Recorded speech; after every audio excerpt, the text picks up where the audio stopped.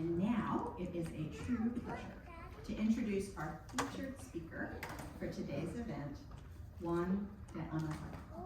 Full disclosure, Juan is a very special alum to me because I was an advisor on his outstanding capstone project, in which he tested the reactions of working professionals to vignettes that describe so-called boomerang employees. These are people who leave one company for other opportunities or demands, but then seek to be rehired again after being away. As an HR professional while going through the HDO program, Juan knew the deeply ambivalent feelings people had toward this class of employee. Resentment that someone who might be viewed as less than loyal to the company gets a job that could have gone to others, while also relief that the company is hiring a known quantity, indeed someone who may bring back new knowledge gained from time away. But Juan went deeper. HDO helped him to expect that perceptions of employees like this were not uniform within groups who either loved or loathed them. And Juan suspected that the reason the person left likely factored into the view of their return. So he designed an experiment to test these suspicions, exposing participants to stories about people who left for professional reasons, such as an opportunity for career advancement, as well as those who had more personal reasons, such as a family member's care. I'll not go into all the details of the results here. Suffice to say, it was a research project that reflected so many of the ideas we push students to consider here, and Juan pulled it off wonderfully. Juan currently leads Global Talent Intelligence at Uber, where he oversees labor market research, analytics, and hiring programs. Before transitioning to Uber, he served as head of talent acquisition for Google Geo, where he looked after global hiring operations for Google Maps, Waze, and related products. During his 7-year tenure with Google, he also built and scaled Google's strategic hiring program, starting a team whose focus was on innovating industry hiring practices. Prior to relocating to Austin in 2015, Juan worked in consulting for a broad range of industries to include technology, professional services, and healthcare. But as I have already hinted, most importantly, Juan holds a master's degree from the University of Texas in Human Dimensions, which he completed in 2018. Please join me in welcoming to the podium, Juan de Ana.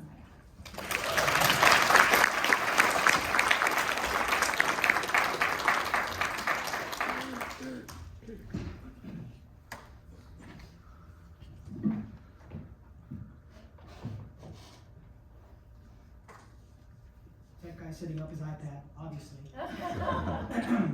Dr. Rose, what an introduction. If I had somebody giving me that introduction every time I walked into a work meeting, I honestly would be the most successful person ever.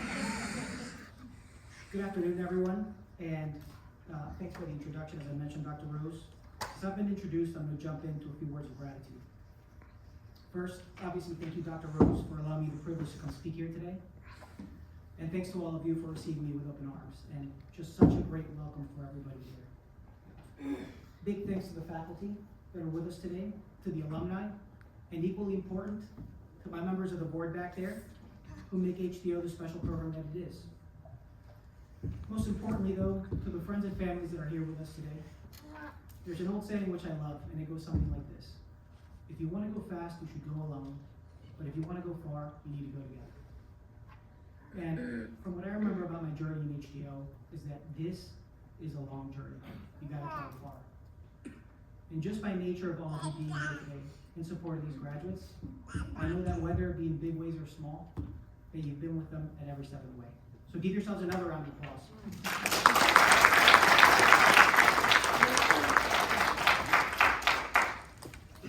President Obama once said something that resonates with me, and I think today it may resonate with all of you. He said, nobody's going to give you anything that you haven't done. And today, we should all be proud because these graduates have earned it. Now, when I say earned it, our families and friends here probably have some idea of what I mean. They've witnessed the late nights. They've witnessed the long weekends. They've witnessed the moments of doubt, I think especially during capstone season. And they've also witnessed some of the wins that have kept the graduates going along the way. But while they've witnessed these things, they haven't actually experienced the program, or at least most haven't experienced the program, and at least not yet. So I'd like to share a bit more about the HDO experience from my perspective, so that everyone here can fully appreciate what these graduates have accomplished. When you start the HDO program, you start at the top of the mountain. You're probably a bit nervous, but mostly you're excited. Equally, you're eager to learn from others. You've heard probably from several people that the program can be challenging and that the workload can be heavy. But you're self-motivated, you're driven, and hard work has never deterred you. If anything, these warnings pull you closer into the challenge. Nothing can break your enthusiasm. And so this is the honeymoon period, obviously. Then comes the first valley. What I see is the process of deconstruction. This is where three realizations hit. First, the warnings about the heavy workload, people were exaggerated. Second, you don't know nearly as much as you thought you did. And third, while you're an expert in your industry or your organization, you're not questioning the way that you've done basically everything up to this point. And so this is where a bit of self-doubt creeps in, and you hit a bit of a low. But this valley leads to something remarkable, which is the reconstruction. This is where things start to click. Before this, you're consuming lots of information, but now you're internalizing it. And you're internalizing it because you get to put learning into practice. And you do that by engaging in discussions with your classmates that often turn from conversations into, let's call them passionate arguments about the different perspectives that every single HDO cohort brings forward. This is where growth happens. These states of tension that arise from debate, from these challenging conversations, they're the secret sauce, the magic, and in my opinion, the unique value of the program. So when people ask me why I chose HDO, I ask them a simple question in return, which is, where else can you fully exhaust the most important conversations about people and organizations? And I don't mean just casual discussions around the water cooler or in trainings, where all you can think about is a pile of work that's waiting for you at your desk, because you are at work after all.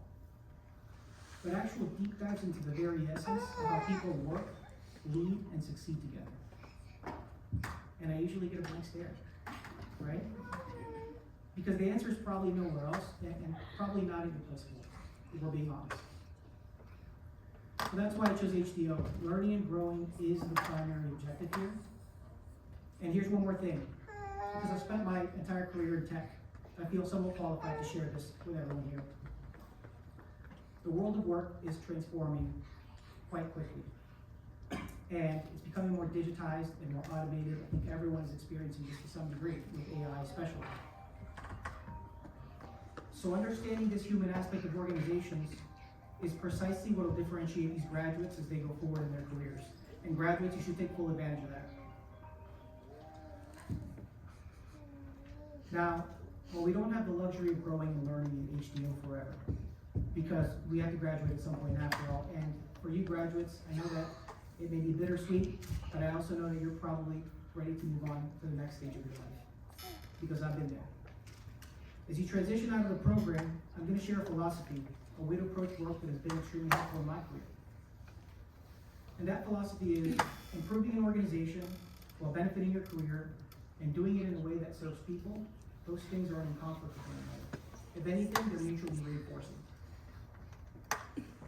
And I know I've been speaking theoretically up to this point, but I'm going to share how this works in the practical sense as well.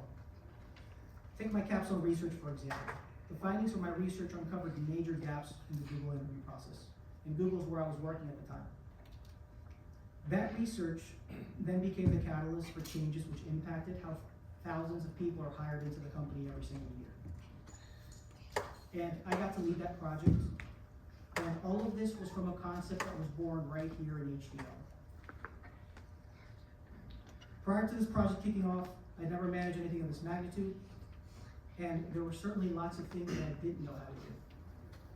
But one thing I did know how to do was ask damn good research questions. And that's thanks to Dr. Rose and Dr. Markham. And as it turns out, knowing how to ask damn good research questions leads to building damn good discovery systems. And we built one there that completely transformed how Google does hiring at large. So in line with the piece of advice I shared earlier, these changes certainly benefited Google, but they also advanced my career, and they improved the experience and fairness with which thousands of people are evaluated at Google on a global scale, which serves people, and so that's a win-win-win. Okay, now on to the more important stuff. The biggest irony in all of this is that, as proud as I am of that body of work, and as much as I learned during that period of my career, the tactical aspects of it are what I remember least. In fact, from all that work, there's only one thing that has stayed with me through and through. It's a statement that was shared by one of our leaders when we began that project. He said, "For Google employees, interviewing someone might not feel that important. It can even feel like a burden. But for the people who experience our interview process, a conversation with Google becomes dinner conversation." And that short, simple message completely changed my entire view on success in organizations. And looking back, all those discussions about ethics, human dignity, leadership in Dr. Woodruff's class, they opened my eyes to see that moment in a completely different light. And I received it exactly how I needed to receive it at that moment. Now, when I'm faced with making a big decision at work or a change, I think about people who will be impacted by that decision. And as silly as this sounds, I do a pre-mortem exercise in which I visualize people sitting around the dinner table. And they may be sitting with their families, friends, their partners, or whoever it is that they care deeply about. Because here's what I've learned. If you want to know how your systems, your processes, your leadership is working, get to know the dinner conversations. The tone of those conversations, whether your customers are having them around family dinner tables, or your colleagues are having them around break room lunch tables, they're going to tell you more about the success of your work than any measure could. And here's the most important realization that I've had since. When we focus on creating positive experiences that people want to share as dinner conversations, and when we lead in ways that make people proud to tell their families, their friends, their loved ones about their days of work, our projects tend to succeed. Good dinner conversations aren't just an outcome of successful work, they're often what leads to successful work. So graduates, in closing, as you leave HDO today, remember that nothing comes easy, and you'll need to continue to earn it every single day. I know that's not lost on you, and you don't take it for granted. But you've gained something invaluable here. The knowledge that true success comes from the intersection of serving your career, your organization, and most importantly, people.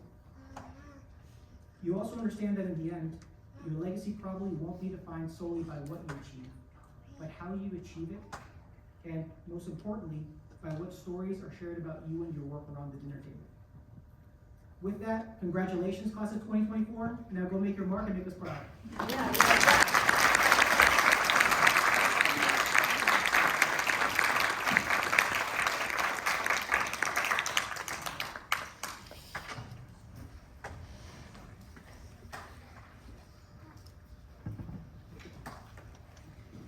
Thank you so much.